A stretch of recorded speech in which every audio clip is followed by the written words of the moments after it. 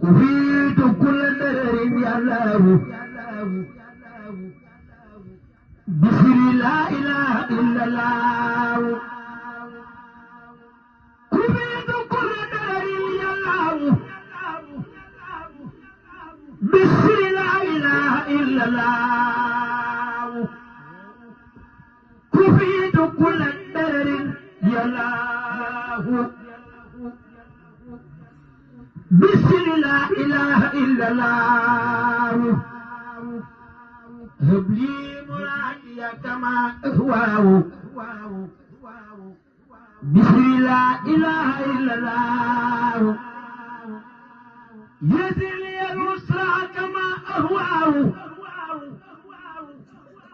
بسر لا إله إلا الله على نبي مصطفى يا الله صلي بلا إله إلا الله صلاة مؤمن بسلام الله بسم لا إله إلا الله صلاة مؤمن بسلام الله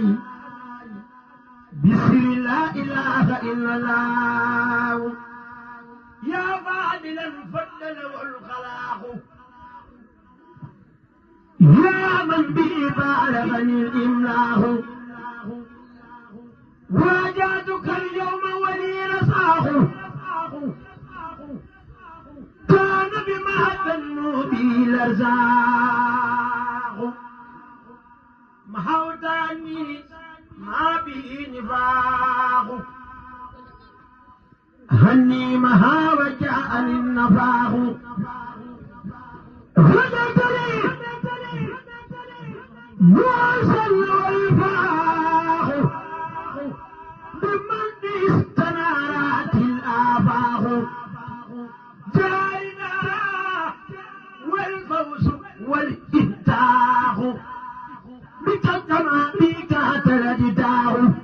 بك توينا ما لو نستاه صلى عليك الأكرم الغرام وكن يا دار وكن معي وكن لذلك فوق مرامي بكن وكن يا دار وكن معي وكن لذلك فوق مرامي بكن وارث يا بديع وانت الباغي لك الأراضي سبكت باغي صل بتسليم على سيدنا محمد حبيبنا مرشدنا وآله وصحبه وسلم زان اسم الخيرات من خير سلوك وجل به زان اسمك الخيرات